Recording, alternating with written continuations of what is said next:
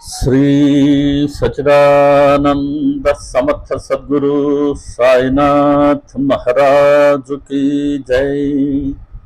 गुरुमध्ये स्थितं विश्वं विश्वमध्ये स्थितो गुरुः गुरुर्विश्वं न चान्योस्ति तस्मै श्री गुरवे नमः। तस्मै श्री गुरवे नमः। सदा निम्बवृक्षस्य मूलाधिवासा सुधास्राविणं तीक्तमप्यप्रियन्तं तरुं कल्पवृक्षाधिकं साधयन्तं नमामीश्वरं सद्गुरुं साईनाथं। नमामीश्वरं सद्गुरुं साईनाथं। नमामीश्वरं सद्गुरुं साईनाथं। సాయి కృపతో, సాయి ప్రేరణతో, సాయి సన్నిధిలో మనం నిత్యం జరుపుకుంటున్న ఈ జూమ్ యాప్ ద్వారా సత్సంగంలో జాయిన్ అయిన సాయి కుటుంబంలోని సహచర సభ్యులైన మీ ప్రతి ఒక్కరికిను, అలాగే ఈ సాయంత్రం మన అందరికీ తమ సన్నిధిని ప్రసాదించి తమ స్మరణ చేసుకునే భాగ్యాన్ని ప్రసాదించిన సమర్థ సద్గురు సాయినాథుని దివ్య పాద పద్మాలకి నమస్కారం చెల్లిస్తున్నాను.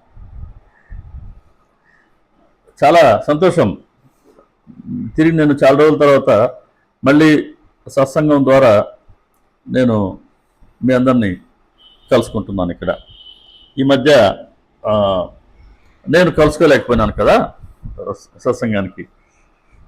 సో లాస్ట్ 2 వీక్స్ అంటే మేము లాస్ట్ మంత్ కురుక్షేత్రంకి వెళ్ళాం.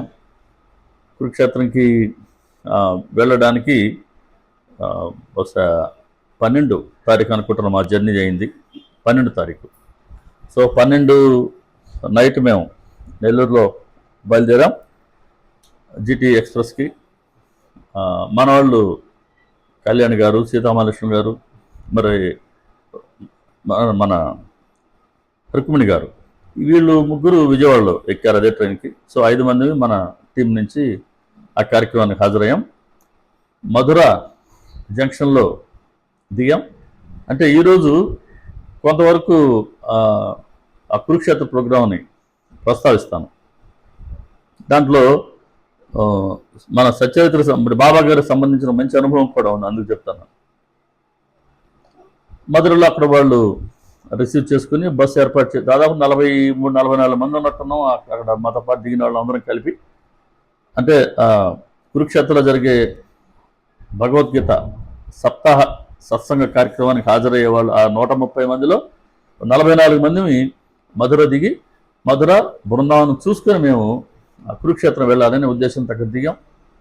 అక్కడి నుంచి వాళ్ళు బస్సు ఏర్పాటు చేశారు. అక్కడ ఒక సత్రం బుక్ చేసి ఉన్నారు. సరే, మనం ఆ సత్రం అంత సూటబుల్గా లేదనే ఉద్దేశంతో మనం వేరే రూమ్ తీసుకున్నాం. 5 మంది 2 రూములు తీసుకున్నాం బయట.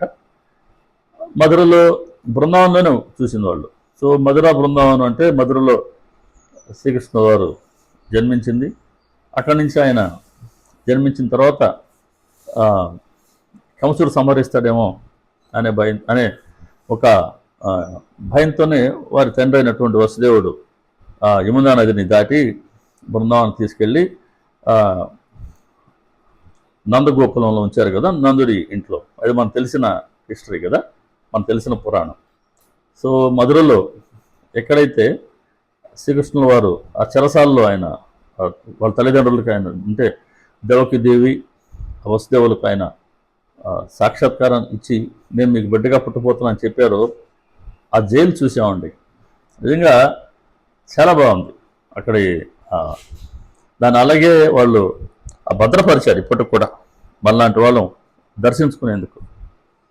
కాబట్టి చాలా బాగుండింది అనమాట. అక్కడ ఆ ప్రశాంతత ఉంది, ఆ వాతావరణం కనబడుతుంది అక్కడ. అక్కడ అంటే కూర్చోవచ్చు కానీ చాలాసేపు మనం ఎక్కువ బృందంతో పోయినాం. మళ్ళీ మనం నెక్స్ట్ విజిట్ ఉంటుంది, అందుకని ఎక్కువసేపు ఉండలేకపోయాం అక్కడ.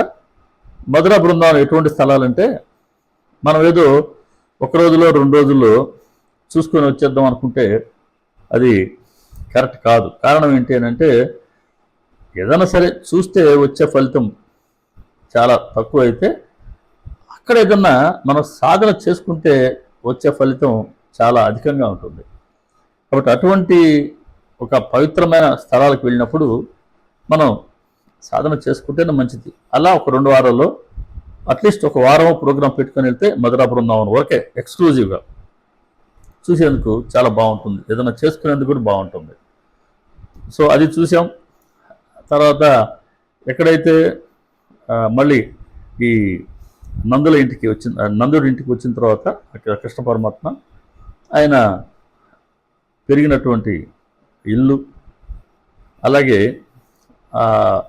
నందుడు దర్బారు కొలువై ఉండేటువంటి ఆ భవనం, ఇలాంటి ప్రదేశాలు చూసాం. తర్వాత నిధివనం అని రాధాకృష్ణులు ఆ రాసలీల జరిగినటువంటి ఆ ఉద్యానవనం, చాలా చెట్లు వంపులు తిరిగిపోయి ఉంటాయి. అక్కడ ప్రతిరోజు సాయంత్రం అంటే రాత్రులు అక్కడ రాధా కృష్ణుడు వస్తారని, అక్కడ విహరిస్తారని, ఇప్పటికీ ఆ శబ్దాలు వినబడతాయని అక్కడ లోకల్గా ఉన్నటువంటి ఒక నమ్మకం అన్నమాట. సరే, ఇటాటన్నీ ప్రదేశాలు చూడడం జరిగింది. తర్వాత గోవర్ధనగిరి శ్రీకృష్ణ పరమాత్మ బృందావనంలో ఆయన ఇంద్రుడు ఆగ్రహం వచ్చి వారం రోజుల పాటుగా ఎడతెరిపు లేని భారీ వర్షాలు కురిపిస్తారు కదా, అప్పుడు తన గోకుల వాసుల్ని రక్షించుకునేందుకు, గోవుల్ని కాపాడుకునేందుకు ఆయన గోవర్ధనగిరి అనే పర్వతం ఉంది, దాన్ని ఆయన చిటికిన వేలి మీద ఎత్తి దాని కింద వీళ్ళందరికీ ఆశ్రయాన్ని ఇచ్చారు అనమాట. వీళ్ళందరూ దాని కింద ఆ తలదాచుకున్నారు 8 రోజులు. ఆ గోవర్ధనగిరి చుట్టూ గిరి ప్రదక్షిణ చేస్తుంటారు. బాగా లెంతీగా ఉంటుంది. నాకు తెలిసినంత వరకు అది 40 km ఎంతో చెప్పినట్టు గుర్తు నాకు, లేకపోతే 28 or 29 km అబౌవ్ దట్.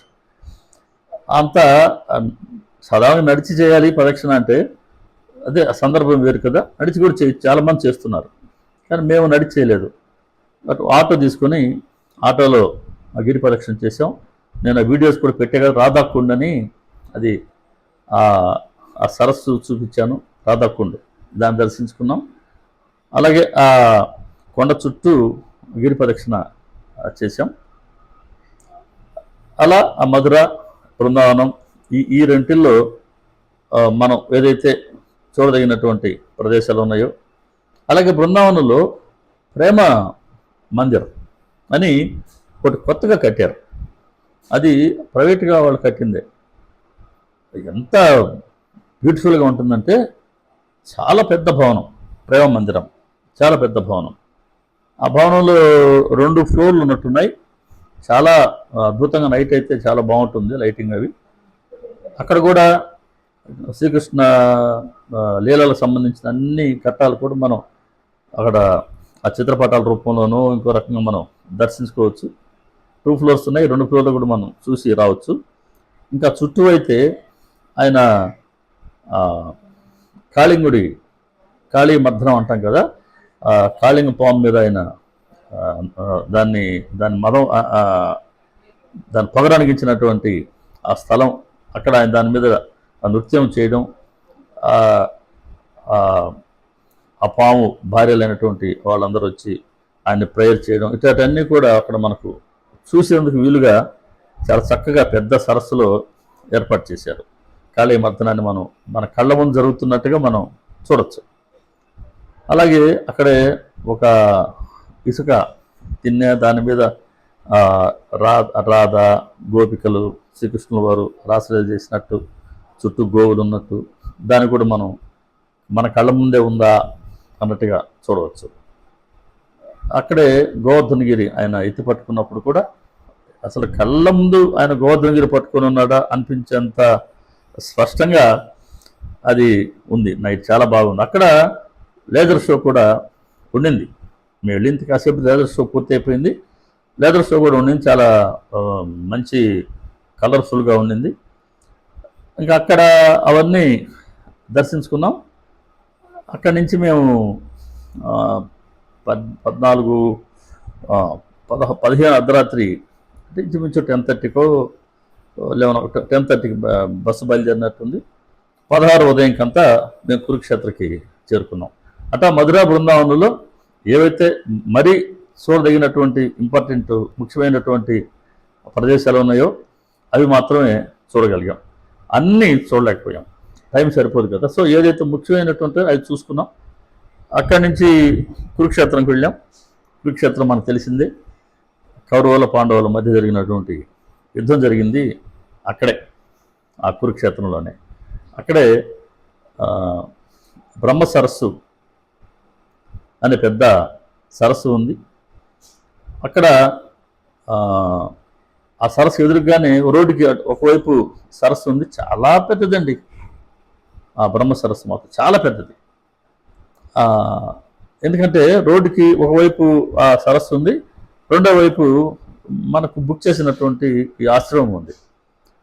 ఆ, జయరాజ్ జ్ఞానపీఠం, దాని పేరు జయరాజ్ జ్ఞానపీఠం. చాలా ఇన్ఫ్రాస్ట్రక్చర్ చాలా బాగుంది లోపల. అది మనం బ్యూటిఫుల్ స్ట్రక్చర్ మాత్రం. అందరికి అకామిడేషన్ బాగానే ఉండింది అక్కడ. అక్కడే ఈ సత్సంగం జరిగినటువంటి హాల్ కూడా ఆ లోపలే ఉంది. కాబట్టి ప్రతిరోజు సత్సంగం ఉదయం 9 o'clockకి స్టార్ట్ అయ్యేది, 9 to 12, 3 hours. సరే, మున్రెడ్డి గారు వారు అక్కడ వారం రోజులు భగవద్గీత సప్తాహ సత్సంగం చేసింది. ఆయన 4వ విడత అన్నమాట ఇది. ఆయన భాగవతం, భగవద్గీత, రామాయణం ఇత్యాది పవిత్ర పురాణాలని అధ్యయనం చేస్తున్నారు సార్. చాలామందికి తెలుసు, మన వాళ్ళకు కూడా. షిరిడీలో ఉంటారు ఆయన, భార్యాభర్త ఇద్దరు. సార్ రిటైర్డ్ ఎంప్లాయీ, సూడూరుపేటలో సెటిల్ అయ్యారు సార్. వెంకటగిరి పక్కన వారి సొంత ఊరు, సూడూరుపేటలో ఉంటారు. బాబా గారికి వద్దకు వెళ్ళి 15 సంవత్సరాల నుంచి వాళ్ళు షిరిడీలో ఉంటున్నారు. ఒక ఇల్లు కూడా, చిన్న ఇల్లు కొనుక్కున్నారు అక్కడ, ఒక అపార్ట్మెంట్ కొనుక్కున్నారు. కృష్ణోపాసకులు, కృష్ణ ప్రేమికులు. భగవద్గీత, భాగవతం బాగా క్షుణ్ణంగా అధ్యయనం చేసి ఈ భగవద్గీతని 4 విడతలుగా వాళ్ళు సంవత్సరానికి ఒకసారి ఒక దగ్గర కూర్చుంటారు అనమాట. ఒక వారం రోజులు ప్రోగ్రాం పెట్టుకుంటారు. మొట్టమొదటి షిరిడీలో ప్రారంభమైంది, తర్వాత హరిద్వార్లో జరిగింది 2023లో. 22లో జరిగినట్టుంది షిరిడీలో, అప్పుడు పోలేకపోయాం. 2023లో హరిద్వార్లో జరిగింది. దానికి మనం కొంతమంది హాజరయ్యాం, దాదాపు మనం 11-12 మంది పైన హాజరయ్యాం. అప్పుడు విజయ్ కుమార్ కూడా ఉన్నాడు. 2024లో ద్వారకలో జరిగింది. నా రిటైర్మెంట్ దగ్గరకు వచ్చింది, నేను మళ్ళీ అన్ని రోజు సెలవు అడగాలంటే నేనే మొహమాట పడి ద్వారక పోలేకపోయాము. ఇది 2025. సో మొదటి 3 విడతల్లో 12 అధ్యాయాలు భగవద్గీతలో వాళ్ళు చెప్పుకోవడం జరిగింది. ఇది 6 అధ్యాయాలు మిగిలి ఉన్నాయి. సో 4వ విడతగా కురుక్షేత్రంలో ఎక్కడైతే భగవద్గీతని ఉపదేశించారో శ్రీకృష్ణ పరమాత్మ, అదే కురుక్షేత్రంలో ఈ ముగింపు విడత పెట్టుకుందాం అనుకున్నారు. కాబట్టి ఈసారి ఈ 7 రోజుల్లోనే 6 అధ్యాయాలు చేయవలసి వచ్చింది. సో రోజుకొక అధ్యాయం సరాసరి మీద సార్ చేసుకుంటూ వచ్చారు. 5 రోజులు రోజుకు అధ్యాయం చొప్పున చేశారు. లాస్ట్ 2 రోజులు ఒక అధ్యాయం, 72 అంటే 18వ అధ్యాయం, మోక్ష సన్యాస యోగం. దాదాపు 78 శ్లోకాలు ఉండేటువంటి అధ్యాయం అది. దానికి బాగా టైం పట్టింది అనమాట. అందుకని దానికి 2 days సమయం పెట్టుకున్నారు. ప్రతిరోజు ఉదయం 9 to 12 ఉండేది. 7:30 నుంచే బ్రేక్ఫాస్ట్ ఉండేది. చాలా అద్భుతమైన ఏర్పాట్లు. దాని గురించి మార్నింగ్ 5:30కే కాఫీ రూమ్స్ దగ్గరికి వచ్చేసింది అనమాట. సాయి అని మన షిరిడీలో ఉంటాడు అబ్బాయి, పారాయణ హాల్లో. అబ్బాయి కాఫీ సర్వీస్ చేస్తున్నాడు. సరళ గారని ఆవిడ షిరిడీలో ఉంటారు. ఆవిడ ఇక్కడ మెయిన్ కుక్. కమిటీ ఉండింది, వసంతరావు గారు, తర్వాత భరత్ గారు. షిరిడీలో చాలామంది మీరు చూసుంటారు, సంగీత అనే అమ్మాయి. ఇటువంటి ఇంకొక వారు ఉన్నారు, శివానంద స్వామి అని, శివరామ స్వామి. వీళ్ళ 4 కమిటీ మెంబర్స్ అనమాట. అంటే అలా ఏర్పాటు చేసుకున్నారు ఆ వ్యవస్థని. సో వాళ్ళు ఈ ఆ, వంట పదార్థాలు తీసుకురావడం, కూరగాయలు తీసుకురావడం, అవి వండించడం, సర్వీస్ చేయించడం, ఆర్గనైజేషన్ బ్యూటిఫుల్గా చేసినటువంటి నేపథ్యంలో 7:30కి అంతా బ్రేక్ఫాస్ట్ స్టార్ట్ అయిపోయేది. ఇంచుమించు 8:30, 8:40 వరకు జరుగుతుండేది. సరే లేట్గా పోయినా 9 o'clock పోయినా పెట్టుంటారు. 9 o'clockకి అక్కడ సత్సంగ్ హాల్కి వెళ్ళిపోయే స్టార్ట్ అవుద్దని లెక్క. సో అందరం కూడా 8:30కి అంతా వెళ్ళిపోయి అక్కడ కూర్చునేవాళ్ళం. సత్సంగ్ హాల్ కూడా ఏసీ, 2 ఏసీలు ఉన్నాయి. కారణం ఏంటంటే విపరీతమైనటువంటి ఎండలు. అంతకుముందు 2 వారాల క్రితం అక్కడ హెవీ ఫ్లడ్స్, ఆ ప్రాంతంలో అంతా విపరీతమైనటువంటి వర్షాలు. సో వర్షాల తర్వాత మళ్ళీ విపరీతమైనటువంటి ఎండలు. భగవంతుడి దయ, ఆ ఏసీలు ఉండబట్టి సరిపోయింది, ఎవరికి ఇబ్బంది లేకుండా కార్యక్రమం చక్కగా జరిగింది. సో 9 o'clock స్టార్ట్ చేస్తే సార్ వచ్చేసరికి 9 వచ్చి 9:15 అట్లా వచ్చేవారు. ప్రేయర్ అంతా చేసి, నామస్మరణ చేసి ఇవంతా అయ్యేసరికి 9:40 అయ్యేది. సో 9:40కి స్టార్ట్ అయితే 9:40 నుంచి ఇంచుమించు 12 o'clock వరకు శ్లోకాల వారీగా ముందు 9, 10, 11 అధ్యాయాలు, తర్వాత 14, 16, 18 అధ్యాయాలు, ఇలా ఈ 6 అధ్యాయాలు చెప్పడం జరిగింది. 9వ అధ్యాయం అనుకోండి, అందులోని శ్లోకం చదవడం, దాంట్లో ఉన్నటువంటి భావాన్ని ఆయన విశ్లేషణతో చెప్పేవారు. దాంట్లో ఉన్నటువంటి భావాలకు అనుగుణంగా భాగవతంలో నుంచో ఇతర పురాణాల్లో నుంచో కొన్ని తార్కాణాలు, దృష్టాంతాలు మన ముందు ఆయన ఉంచేవారు. చాలా శ్రద్ధగా, ప్రేమగా చేశారు సార్. ఆ సత్సంగాలన్నీ కూడా విన్నవాళ్ళు కూడా అలాగే విన్నాం. దాదాపు 130 మంది వరకు కార్యక్రమానికి వచ్చుంటే మినిమం 90 మంది సత్సంగాలకి హాజరయ్యారు బాగా. సో హాల్ అంతా బాగా నిండిపోయేది. శ్రద్ధగా అందరూ విన్నారు. పాయింట్స్ నోట్ చేసుకున్న వాళ్ళు చాలామందిని చూశాను నేను. అక్కడ నేను బాగా సంతోషపడ్డాను. కేవలం వినడం కాకుండా చాలామంది సార్ చెప్తున్నప్పుడు పాయింట్స్ నోట్ చేసుకునేవాళ్ళు. అది నేను బాగా లైక్ చేశాను. చాలాసార్లు మనం అనుకుంటూ ఉంటాం సత్సంగం అంటే నోట్బుక్, పెన్ను ఉండాల్సిందేనని. అలా వాళ్ళు చక్కగా చాలామంది అట పాయింట్స్ నోట్ చేసుకున్నారు. వాళ్ళందరికీ భగవద్గీత శ్లోకాలు నోటుకు వచ్చండి, అంత బాగా చెప్తున్నారు. మనం చదవడమే గొప్ప అయిపోయింది అనమాట. అంటే మనకు ప్రాక్టీస్ లేకపోవడం. కానీ ఈసారి హరిద్వార్లో కార్యక్రమం కన్నా ఈసారి కొద్దిగా ఆ చదవడంలో వింటూ వాళ్ళు పలుకుతున్న ఉచ్చారణని గమనించి ఆ ప్రకారం మనం పలకడం, ఇలా కొంత అభ్యాసం వచ్చింది కాబట్టి ఇప్పుడు కొంత విశ్వాసం వచ్చింది. సో మనం కూడా భగవద్గీత శ్లోకాలని 90% కరెక్ట్గా ఉచ్చరించగలం. 90%, 100% కాదు. కొన్ని దాంట్లో క్లిష్టమైనటువంటి పదప్రయోగాలు ఉన్నాయి కాబట్టి వాటన్నిటిని ఖచ్చితంగా చదవాలంటే దానికి చాలా అభ్యాసం కావాలి. సంస్కృత భాష కదా. సరే 90% వరకు మనం ఉచ్చరించగలమని కాన్ఫిడెన్స్ ఈసారి వచ్చింది, అంతకుముందు రాలేదు. 9 to 12 అయిపోయేది. మళ్ళీ ప్రేయర్ చేసేవాళ్ళు. బాబాగారి చిత్రపటం ఉండింది, శ్రీకృష్ణ పరమాత్మ చిత్రపటం ఉంది. సో బాబాగారు మనం మధ్యాహ్నం హారతి ఇస్తారు కదా, అలాగే హారతి ఇచ్చేవారు. ఇక్కడ హారతి అయిన తర్వాత భోజనం అయ్యేసరికి ఇంచుమించు 1:30 అయ్యేది. మళ్ళీ 3 గంటలకి మధ్యాహ్నం కార్యక్రమం. సో మేము 1:30కి రూమ్కి వెళ్ళేవాళ్ళం. కాస్త రెస్ట్ తీసుకునేసరికి మళ్ళీ 2:30 అయ్యేది. మళ్ళీ రెడీ చేసి మళ్ళీ 2:50కి అంతా హాల్లో ఎంటర్ అయిపోతే మళ్ళీ 3 గంటల నుంచి మధ్యాహ్నం సాయంత్రం 6 వరకు, 6:20 కూడా అయిన సందర్భాలు ఉన్నాయి కార్యక్రమం పూర్తి అయ్యేసరికి. ఆ తర్వాత మధ్యలో కూడా టీ ఇచ్చేవాళ్ళు. వాటికి ఏం తక్కువ లేదు. మధ్యలో టీ ఇచ్చేవాళ్ళు, టీ తాగేవాళ్ళు, శుభ్రంగా టీ తాగేవాళ్ళు. సాయంత్రం మళ్ళీ రూమ్కి వచ్చి కాస్త రెస్ట్ తీసుకుంటే మళ్ళీ 7:30కి అంతా డిన్నర్ స్టార్ట్ అయ్యేది. ఆ సాయంత్రం మళ్ళీ మేము ఆ బ్రహ్మసరోవరంకి వెళ్ళి అక్కడ కూర్చోవాళ్ళం. బాగా చల్లగా ఉంటుందండి, చాలా బాగుంది. చాలా పెద్ద సరోవరం అండి. ఆ సరోవరం ఎంత పెద్దదంటే పెద్ద చుట్టూ ఘాటే, చుట్టూ మెట్లే, పెద్ద కారిడార్స్ లాంటివి, ఫుట్పాత్లు పెద్దవి. అసలు అక్కడ లోకల్స్ వచ్చి మార్నింగ్ 4:30, 5 o'clock నుంచే మార్నింగ్ వాక్ చేస్తుంటారు, ఈవినింగ్ వాక్ చేస్తుంటారు. అసలు అక్కడ ఎన్నో బెంచీలు వేస్తున్నారు. అక్కడ కూర్చోవచ్చు, చోట మీద ప్రేమగా భగవంతుడు స్మరణ చేసుకోవచ్చు. నదులు ఆ సరస్సులు ఎప్పుడు చక్కగా నీరు ఉంటున్నాయి, చక్కగా అక్కడ స్నానాలు చేసేవాళ్ళు. అలా పెద్ద అబ్బో కొన్ని వేల మంది ఒక్కసారిగానే స్నానం ఆచరించగలిగినటువంటి కెపాసిటీ. లోపల చుట్టుకొలత, ఆ సరోవరం లోపల చుట్టుకొలత 4 కిలోమీటర్లు. అంటే ఇంచుమించు 4 వైపులు కూడా కిలోమీటర్ ఒక చతురస్రం అనుకోండి అప్రాక్సిమేట్గా. సో 4 కిలోమీటర్ల చుట్టుకొలత ఉండేటువంటి అది ఆ చతురస్రం ఆకారంలో ఉంది ఆ సరస్సు. ఊహించుకోనికి ఎంత బాగుంటుందో. పెద్ద పెద్ద మెట్లు చాలా బాగా ఉండేవి. అక్కడ ఆహ్లాదకరంగా కూర్చోవచ్చు. ఆ వైపు మనం ఈ వైపు ఉంటే ఎదుటి వైపు ప్రతిరోజు సాయంత్రం వాళ్ళు 6:50కి ఆ సరస్సుకి వాళ్ళు హారతి,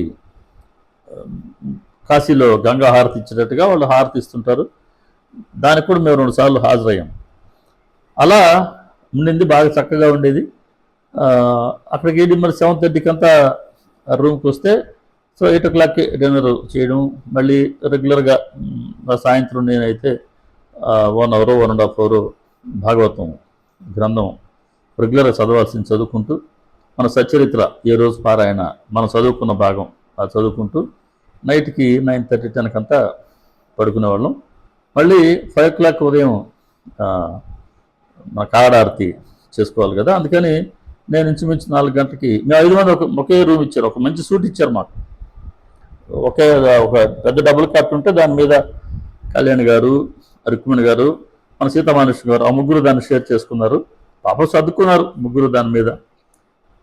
సునీత కింద వేసుకునేది, నాకు మంచం ఉండేది, అట్లా ఉండేది. సోఫా ఉండింది, మంచి పెద్ద పెద్ద చైర్స్ ఉన్నాయి, నంబర్ ఆఫ్ ఛార్జింగ్ పాయింట్స్ ఉన్నాయి, మన వాళ్ళు ఛార్జర్ పెట్టుకునే వాళ్ళు, ఏసీ ఉండింది, మంచి చక్కటి బాత్రూమ్, గీజర్, అన్ని ఫెసిలిటీస్ బాగున్నాయి. లౌకికంగా ఆధ్యాత్మికంగా సార్ చాలా బాగా భగవద్గీతని విశ్లేషించి చెప్పడం జరిగింది. ఉదయం నేను 4 గంటలకంతా లేచి నేను రెడీ అయ్యి నేను ఫస్ట్ ఫ్లోర్లో ఉండింది అనమాట ఈ కార్యక్రమం. ఇది మనకి ఇచ్చిన రూమ్ ఫస్ట్ ఫ్లోర్ ఒకవైపు, ఆ బిల్డింగ్కి ఇంకో వైపు సత్సంగ హాల్ కూడా ఫస్ట్ ఫ్లోరే. సో మెట్లు ఎక్కడం దిగడం లెక్క లేకుండా ఎన్నోసార్లు ఎక్కాల్సి వచ్చింది, దిగాల్సి వచ్చింది, అది జరుగుతూనే ఉండింది అనమాట. సరే, ఈ మోకాళ్ళ నొప్పులు అంటారా, ఇతరత్ర సమస్యలు చాలామందికి ఉన్నాయి. భగవంతుడి దయ అందరూ అలాగే వాటిని నెట్టుకుంటూ వచ్చారు, చక్కగా హాజరయ్యేవాడిని. ఈ 4:30కి అంతా దిగి వెళ్ళిపోయేసి ఆ సరోవరం దగ్గరికి వెళ్ళేవాడిని. అక్కడ బెంచ్ మీద కూర్చొని అక్కడ కాడారతి చేసుకొని, కాడారతి అయిన తర్వాత అక్కడే సరోవరంలో ఏముంది, తలస్నానం నాకు చాలా ఈజీ కదా, నేను స్నానం చేసుకుని ఏదైతే నీళ్ళు పైన శుభ్రంగా తలంతా బాగా తడుపుకొని నేను మళ్ళీ 6 గంటలకంత రూమ్కి వచ్చేసి మళ్ళీ నేను అక్కడ లాన్స్ ఉన్నాయి బయట చక్కగా పచ్చికతో, నేను అక్కడ యోగా కూడా రోజు చేసుకునేవాడిని. 7-7:15 నా యోగా కూడా పూర్తయ్యేది. ఒక్కరోజు కూడా మిస్ చేయాలి, ప్రతిరోజు యోగా కూడా చేసుకోగలిగాను. చాలా మంచి చక్కటి వాళ్ళు అందరూ ఆ సూళ్ళూరుపేట నుంచి వచ్చినటువంటి బృందం ఎక్కువ మంది. సూళ్ళూరుపేటలో బ్యాక్గ్రౌండ్ నుండి నెల్లూరులో ఉన్నవాళ్ళు కొంతమంది, గూడూరులో ఉన్నవాళ్ళు కొంతమంది. సో టోటల్గా అందరికి సూళ్ళూరుపేట బేస్. సో అందరూ మంచివాళ్ళు, అందరూ వినేందుకు ప్రేమగా వచ్చిన వాళ్ళు, భగవద్గీతను వాళ్ళు ఒక సాధనగా చేసుకుంటున్నటువంటి ఒక బృందం. వరంగల్ నుంచి రాజేశ్వర్ వైఫ్, ఇంకొక 2-3 వాళ్ళు 5 మంది వచ్చారు. రాజేశ్వర్ చక్కగా పాటలు పాడతారు కదా, అక్కడ బ్రహ్మం గారని సూళ్ళూరుపేటలో వారు కూడా ఉంటారు. వారు డైలీ భగవద్గీత శ్లోకాలు ఆయన నాకు చెప్పారు. ప్రతిరోజు ఆయన భగవద్గీతలో ఉండే 18 అధ్యాయాల శ్లోకాలన్నీ ఆయన రోజు చెప్పుకుంటారంట. ఆయన ఆల్మోస్ట్ వాళ్ళు సార్కి అది నోటికొచ్చు, ఉచ్చారణ చాలా బాగుంటుంది. ఆయన ఉచ్చరిస్తూ ఉంటే ఆ శ్లోకాలు ఆయన పలుకుతూ ఉంటే మేము పలుకుతుండేవాళ్ళం. ఆయన పలుకుతుంటే మధురంగా ఉండేది, కానీ ఎంతగా ప్రాక్టీస్ చేసినప్పటికీ కనీసం దాన్ని ఫాలో అవుదామన్నా కూడా అది మనకు కుదరట్లేదు. సార్ అన్నారు నాతో, 2 సంవత్సరాలు పడుతుందండి, మనం డైలీ కానీ సాధన చేస్తే 2 సంవత్సరాల పాటుగా శ్లోకం నుండి అర్థాన్ని కనుక మనం తెలుసుకొని రోజు నిత్యం కనుక మనం ప్రాక్టీస్ చేస్తూ వస్తే రోజుకొక అధ్యాయం చొప్పున 2 సంవత్సరాలు పడుతుంది మనకు దాని మీద పర్ఫెక్ట్గా మనం చెప్పగలగాలంటే అన్నారు. వాస్తవం అది. కాబట్టి అభ్యాసమే కూసు విద్య. చక్కగా సారు ఆ శ్లోకాలు పలికిచ్చేవాడు మా అందరి చేత, నామాన్ని పలికిచ్చేవారు, చిన్న చిన్న పాట సెలెక్ట్ చేసుకుని ఆ పాటలు పలికిచ్చేవారు, సకల దేవతల్ని స్మరించేవారు. శివప్రసాద్ గారని మిత్రులు, ఆయన కూడా షాప్లో పనిచేసిన ఎంప్లాయీ, రిటైర్డ్ ఎంప్లాయీ, నెల్లూరులో ఉంటారు వారు. ఆయన కూడా చక్కగా పాటలు పాడి మా చేత పలికిస్తుండేవారు. రాజేశ్వర్ కూడా అప్పుడప్పుడు 2-3 పాటలు పాడారు. నాకు 2 పాటలు పాడే అవకాశం, చివరి రోజు నేను 2 పాటలు పాడాను. వాణి గారని వారు కూడా 4 సార్లు సందర్భాలు ఉన్నాయి. ఇట్లా ఎంత సేవ చేసుకునేవాళ్ళు, ఆ కాఫీలు పీడిచ్చేవాళ్ళు, ఆ తర్వాత ఆ ఖాళీ కప్పులు తీసేసేవాళ్ళు, ఇట్లా ఎన్ని రకాల సేవలు ప్రేమగా చేసుకున్నారు. అట్లా జగదీష్ అని, సాయి అని వీళ్ళు చాలా హుషారుగా చాలా సేవ చేయడం జరిగింది. ఇట్లా ఆ కార్యక్రమం జరిగింది. ఆదివారం రోజు 23 మంగళవారం వచ్చింది, 20 తారీఖు అనుకోండి ఆదివారం వచ్చింది. 25 ట్రిప్పు, 24 హోమం చేసాము. 20 తారీఖు ఆదివారం వచ్చినట్టుంది. ఆ రోజు అమావాస్య కూడా. కురుక్షేత్రంలో ఆదివారం అమావాస్య, సూర్యగ్రహణం ఆ రోజు సాయంత్రం వచ్చింది. ఆ బ్రహ్మ సరస్సు అని చెప్పే కదా, అక్కడ పిండ ప్రదానం చేస్తే చాలా మంచిదని అందరూ ఆల్మోస్ట్ వచ్చిన టీం అందరూ కూడా, మగవాళ్ళు అందరూ కూర్చొని అక్కడ తీరంలోనే ఆ సరస్సు మెట్ల మీదనే కూర్చొని అందరూ పిండ ప్రదానం చేయడం జరిగింది పెద్దలకి. అట్లా ఈ మహాలయ పక్షాలు అంటారు కదా, మహాలయ పక్షాల్లో కూడా అక్కడ ఉన్నాం. అక్కడ పిండ ప్రదానం చేయడం జరిగింది ఆదివారం పిండ ప్రదానం చేసిన దానివల్ల మార్నింగ్ సెషన్ ఎగిరిపోయింది. పూర్తి చేసుకుని మేము అందరూ రూమ్కి వచ్చేసరికి 11:30 అయిపోయింది. సో ఇంకా ఆ రోజు మధ్యాహ్నం సెషన్ లేదు, మధ్యాహ్నం సెషన్ ఉండింది. నేను ప్రతిరోజు సెల్ ఫోన్ తీసుకెళ్ళేవాడిని, అక్కడ ఆన్ చేసి మన వాడిని హోస్ట్గా పెట్టేసేసి మన ఆంటీ గారిని నేను లీవ్ అవుతుండేవాడిని. ఆ రోజు కూడా ఆదివారం కూడా తీసుకెళ్ళి కూడా పెట్టుకున్నాను. కానీ పొద్దునంతా సత్సంగం సెషన్ లేదు. అందుకని 3 గంటలకి ప్రోగ్రాం స్టార్ట్ అవగానే 3:15కి అట్లా దాంట్లో లీనమైపోయాను. అందుకని ఇది గుర్తు రాలేదు. ఇది నాకు గుర్తుకొచ్చేసరికి 5:15 అయిపోయింది ఆ రోజు. అరే సెల్ ఫోన్ దగ్గర పెట్టుకొని కూడా ఈరోజు మనం జూమ్ స్టార్ట్ చేయలేకపోయినానని బాధపడ్డా. అందుకే ఆ రోజు ఆదివారం నేను కూడా పెట్టుకొని కూడా నేను స్టార్ట్ చేయలేకపోయినాను. 5:30 ఎప్పుడు నేను ఆంటీ గారు ఫోన్ చేసి చెప్పాను, ఇటు జరిగిందమ్మా ఈరోజు, ఏమనుకోవద్దని. అట్లా ఒకరోజు మిస్ కావడం జరిగింది. మంగళవారంతో ప్రోగ్రాం అయిపోయింది. బుధవారం రోజున అక్కడనే ఆశ్రమంలోనే ఇది ఒక యజ్ఞశాల ఉంది. అక్కడ వాళ్ళు గీత యజ్ఞం అని చేస్తారు. సో గీత యజ్ఞం అంటే ఎలా చేస్తారు, నేను ఇదే ఫస్ట్ టైం చూద్దాం కదా. అక్కడ హోమకుండం, అక్కడ హోమం పెట్టారు. హోమంలో మున్నెడ్డి గారు దంపతులు ఒకవైపు కూర్చున్నారు. వాళ్ళే దానికి ప్రధానంగా ఉన్నటువంటి వాళ్ళు. ఇంకా 4 పక్కలు కూర్చోవచ్చు కదా, 3 ఒకవైపు వారు సార్ వాళ్ళు కూర్చున్నారు ఈస్ట్ ఫేస్ చేస్తూ. సో తక్కిన 3 వైపులా తక్కిన వాళ్ళని కూర్చోవచ్చు కదా. అట్లా జంటలు ఉండేవాళ్ళని కూర్చోమన్నారు. అట్లా కూర్చొని చేసాం. తర్వాత జంటలు కాని వాళ్ళు, సింగిల్గా వచ్చిన వాళ్ళు కూడా కూర్చొని చేసాం. అట్లా ఏం లేదు, భగవద్గీతలో ఒక అధ్యాయం శ్లోకాలన్నీ చదవడం, ఆ అధ్యాయం తర్వాత 2వ అధ్యాయం, అలా 18 అధ్యాయాలు కూడా భగవద్గీత చదువుతూ స్వాహ, ఒక శ్లోకం అయిందనుకోండి స్వాహ, అలా చెప్పుకుంటూ అట్లా 18 అధ్యాయాలు కూడా అక్కడ పారాయణ, అది గీత యజ్ఞం అంటే. సో 18 అధ్యాయాలు పారాయణ అన్నమాట. అలా బుధవారం రోజు దాన్ని చేసుకున్నాం. బుధవారం 1:30కి అంతా ఆ కార్యక్రమం అయిపోయింది. సో 2:30కి అంతా భోజనాలు అయిపోయినాయి. ఇంకా బుధవారం మధ్యాహ్నం నుంచి మళ్ళీ గురువారం సాయంత్రం వరకు కూడా లోకల్గా ఉండే ముఖ్యమైన ప్రదేశాలు మనం చూసేందుకు ఛాన్స్ ఉంది. ఇక్కడ శ్రీకృష్ణ భగవానుడి అర్జునుడికి గీతను ఉపదేశించినటువంటి ప్రదేశం జ్యోతిసర్ అంటారు దాన్ని, జ్యోతిసర్. అక్కడ ఆ చెట్టు క్రింద ఆయన అర్జునుడు రథంలో ఆపి అక్కడ గీతను ఉపదేశించినటువంటి స్థలం. చెట్టు కూడా అలాగే ఉంది. ఆ చెట్టు ముందు కూడా పెద్ద సరస్సు. ఆ సరస్సులో ఉండే నీటిలోనే దుర్యోధనుడు జలస్తంభాన్ని ఆయన ప్రదర్శించి ఆ నీటిలో అడుగులో ఉండిపోయాడు. మళ్ళీ వీళ్ళు పిలిస్తే పైకి వచ్చారు కదా, ఆ ప్రదేశం అది. అక్కడికి వెళ్ళాము. లేజర్ షో ఉండింది. 6:50కి లేజర్ షో స్టార్ట్ చేశారు. చాలా బాగుంది లేజర్ షో. మనం 30 రూపాయల టికెట్ కూర్చున్నాం అక్కడ అందరం. కురుక్షేత్రంలో ఉండే ముఖ్యమైన ఘట్టాలను వాడు లేజర్ షో ద్వారా చూపించారు. కురుక్షేత్ర యుద్ధం అయ్యేంతవరకు.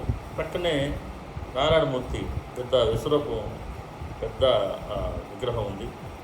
అందులో కూడా లేజర్ షో ద్వారా దశావతారాలని చూపిస్తారు మనం. చాలా బాగుండింది అది కూడా. సో లేజర్ షోలు చూసాం. మా ప్రయాణానికి ముందు రోజు గురువారం రోజు అయితే ఏ చెట్టు క్రింద శ్రీకృష్ణ పరమాత్మ అర్జునుడికి భగవద్గీతను ఉపదేశించారో నేను వీడియో పెట్టినాను కదా. అక్కడే మేము అందరం కూర్చున్న 5 మంది కూడా ఎవరి వాళ్ళం ఈ 18 అధ్యాయాలు కూడా పారాయణ చేసుకున్నాం. అంటే భగవద్గీతను అంతా పారాయణ చేసుకున్నాం. అక్కడే భీష్ముడు రంపశయ్య మీద ఉన్నారు కదా, భీష్మకుండ్ అంటారు. అది కూడా చూసాం. అక్కడ మన వాళ్ళు విష్ణు సహస్రనామాన్ని కూడా అక్కడ మన వాళ్ళు పారాయణ చేసుకున్నారు. నాకైతే ఉచ్చారణ తెలియదు, నేను ఎప్పుడు చేయలేదు కాబట్టి నేను వింటూ ఉన్నాను ఆ రోజు. అలా ముఖ్య అభిమన్యుడు పద్మవ్యూహం అది కూడా నేను పోలేదు కానీ ఆ రోజు బేస్తవారం మధ్యాహ్నం నుంచి మనవాళ్ళకి చూసి ఇచ్చారు. ఒక శక్తిపీఠం చూసి ఇచ్చారు. బాబాగారి మందిరం చూసి ఇచ్చారు. ఒక తిరుపతి వెంకటేశ్వర స్వామి టెంపుల్ ఉంది. నేను ఆ టెంపుల్ని అయితే నేను చూశాను. అలా చూసి చక్కగా చేసుకోగలిగిన సాధన చేసుకొని చాలా ప్రశాంతంగా 26 ఉదయం శుక్రవారం రోజు బయలుదేరాం. 12వ తారీఖు శుక్రవారం నెల్లూరు నుంచి బయలుదేరాం. తిరిగి 26 అంటే 2 వారాల తర్వాత తిరిగి మళ్ళీ కురుక్షేత్రం నుంచి ఢిల్లీకి వచ్చి ఢిల్లీలో సాయంత్రం 4 గంటలకు జీటీ ఎక్స్ప్రెస్ అది ఎక్కాం. సో శనివారం 9:30కి మన వాళ్ళు విజయవాడ దిగారు. మేము 1:10 ఆ ప్రాంతంలో 1:30 అని అయింది అనుకుంటా. 1:30 ప్రాంతంలో మేము నెల్లూరులో దిగినాం. అటు జరిగింది. ఇక్కడ మన చంద్రశేఖర్ గారు, కళ్యాణ్ గారు అబ్బాయి తమ్ము ఈ ఇద్దరు కూడా ఎక్కేటప్పుడు ఆమెను ఎక్కించడానికి వచ్చారు, మరి రిసీవ్ చేసుకొని వచ్చారు. కానీ సాటర్డే అయింది. సాటర్డేకి నేను పలకరించుకున్నాను కానీ మాట్లాడేందుకు ఛాన్స్ లేకుండా పోయింది. శనివారం మౌనం పాటించే ప్రాక్టీస్లో ఉన్నాను కాబట్టి. అట్లా చాలా బాగా జరిగిందండి. ఒక ఆధ్యాత్మిక కార్యక్రమం చక్కగా 6 రోజుల పాటు శ్రవణం. భగవంతుడు వాక్కు భగవద్గీత మన సచ్చరిత్రల బాబాగా చెప్పినట్టుగా ఇది భగవానుడి వచనం కాబట్టి సర్వత్ర ప్రమాణం. త్రికాలాలలోనూ ఇది శాస్త్రం అన్నది భగవంతుడి వాక్కు ఇది కాబట్టి ఇది ప్రత్యక్ష శాస్త్రం. త్రికాలాలలోనూ ఇది ప్రమాణం. ఇది ఎప్పుడు అవమానింపబడకూడదు అని బాబాగారి భగవద్గీత గురించి చెప్పినటువంటి నేపథ్యంలో ఆ భగవద్గీతని 6 అధ్యాయాలు వినటం, పలకడం, అలా ఒక్కసారి గీత యజ్ఞం జరిగేటప్పుడు 18 అధ్యాయాలు పారాయణ చేసుకోవడం. మళ్ళీ జ్యోతిసర్లో కృష్ణ పరమాత్మ ఏ చెట్టు కింద ఉపదేశించారో మన భగవద్గీతని ఆ చెట్టు కింద కూర్చొని 18 అధ్యాయాలు పారాయణ చేసుకోవడం నిజంగా అనూహ్యం. అసలు ఊహించలేదు. ఆ ప్రదేశానికి మనం వెళ్తామని అక్కడ 18 అధ్యాయాలు పారాయణ చేస్తామని. కాబట్టి భగవంతుడి అనుగ్రహం, మన సద్గురు అనుగ్రహం మెండుగా, భగవంతుడి అనుగ్రహం కొంచెమైనా ఉండాలంట. సద్గురు అనుగ్రహం పూర్తిగా ఉంటేనే ఇటువంటి కార్యక్రమాల్లో మనం పాల్గొనే అవకాశం వస్తుంది. కాస్త కోస్తో సాధన చేసుకునే అవకాశం కూడా మనకు వస్తుంది. అటువంటి ఒక చక్కటి కార్యక్రమానికి వెళ్ళి వచ్చాం. సరే అందరం 60+ ఉండేవాళ్ళం. సునీత తప్పించి కొంత శారీరక శ్రమ ఉంటుంది, అది ఎప్పుడు ఉండేదే, మనకు కూడా ఉండేదే. అదృష్టం ఏంటంటే భగవంతుడి అనుగ్రహం ఏంటంటే ఎవరికి ఎటువంటి ఆరోగ్యపరమైన సమస్యలు లేకుండా అలా అలా అలా చేసుకోగలిగాం. అట్లా ఈ కార్యక్రమం అంతా జరిగిందండి. నేను మొన్న ఊర్లో నెల్లూరు పోవాల్సి వచ్చింది 2 రోజులు కూడా.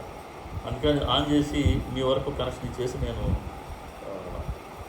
లెఫ్ట్ అయ్యాను. అందుకనే మొన్న సత్సంగంతో నేనేం షేర్ చేసుకోలేకపోయాను. ఆదివారం చేసుకోలేకపోయినాను, సోమవారం చేసుకోలేకపోయాను. నేను డాక్టర్ గారు జాయిన్ అయి ఉంటాను అనుకుంటా. నేను ఆయన సత్సంగం చేస్తానని చెప్పారు. సో అది కురుక్షేత్రంలో నేను ప్రతిరోజు అక్కడ చెప్పా కదా, నేను రోజు కాడారతి బ్రహ్మసరోవరంకి వెళ్ళి నేను ఆ నదిలో సరస్సులో ఒడ్డులో కూర్చొని బెంచి మీద చేసుకునేవాడిని. ఎందుకో ఒకసారి అనిపించింది బాబా మేము ఇక్కడి నుంచి మేము అంటే నేను ఇక్కడి నుంచి రోజు ఆడారతి ప్రార్థన చేస్తున్నాను కదా, మీరు దీన్ని స్వీకరిస్తున్నారా అని ఎందుకో మనసులో ఆలోచన వచ్చిందండి. ఎవరో సాధు ఒక ఆయన, చాలామంది సాధువులు ఉంటారు అక్కడ, వెనకాల సాధువు పోతూ పోతూ నా వెనకాలకు వచ్చి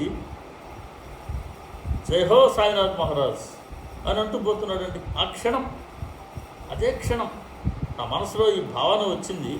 ఆ భావన రాగానే నా వెనక నేను పాడుకుంటూనే వచ్చినటువంటి భావన అది. నా ప్రార్థన మీరు స్వీకరిస్తున్నారా ప్రభు అని.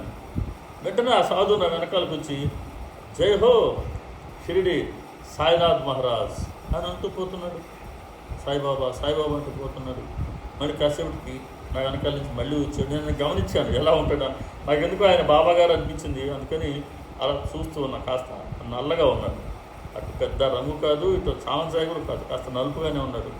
మన శ్రీకృష్ణ పరమాత్మ, మన బాబా గారు ఏ రూపంలో, మొత్తానికి నా మనసులో ఉండే భావాన్ని వెంటనే ఆ మాట ద్వారా నేను స్వీకరిస్తున్నాను. కాబట్టి మనం ఎక్కడున్నా మనం బాబాగారి స్మరణలో ఉండాలి. కానీ ఊరికే మన పిచ్చి, మనం ఎక్కడ ఉండడం ఏంటి, ఎక్కడున్నా మనం ఆయన దృష్టిలో ఉంటాం కదా. అదే మనకి ఇంకా అటువంటి పరీక్షలు మనం ఆయన పెడుతూనే ఉంటాం. ఆయన ఎప్పుడు వాటిల్లో ఆయన ఎప్పుడు గెలుస్తూనే ఉంటాడు. మనమే ఆయన పెట్టి పరీక్షలో మనం గెలవలేక, మనకు ఆ మనో నిగ్రహం లేక, సహన శక్తి మనకు అంతగా లేక, మనమే ఆయన కోరుకున్నట్టుగా ఉండలేక అనేక సందర్భాల్లో మనం జారిపోతూ ఉంటాం. ఇది మన బలహీనత, మానసిక బలహీనత. అట్లా బాబా గారు ఒక మంచి నిదర్శనం ఇచ్చారు. మానాడు చివరిసారి, ఆ చివరి రోజు ముందు రోజు బాబాగారి మందిరం ఉంది అక్కడ, వెళ్ళి బాబాగారిని దర్శించుకొని వచ్చారు మానవులు కూడా. నేను ఆ రోజు సాయంత్రం పోలగానే కాస్త రెస్ట్ తీసుకుంటుండే రూమ్లోనే. అట్లా మనవాళ్ళు లాస్ట్ దర్శనం బాబాగారి మందిరంతోనే, నైమిషారణ్యం కూడా లాస్ట్ దర్శనం బాబాగారితోనే చేసుకున్నాం. సిమిలర్లీ ఇక్కడ కూడా మన వాళ్ళు బాబాగారి మందిరంకి వెళ్ళి బాబాను దర్శించుకున్న తర్వాత ఇంకో రూమ్కి వచ్చారన్నమాట. అలా కార్యక్రమం చక్కగా జరిగింది. భగవంతుడి ఆశీస్సులు, మన సద్గురు, మన సమర్థ సద్గురు బాబాగారి ఆశీస్సులతో ఈ కార్యక్రమం అంతా జరిగింది. మనం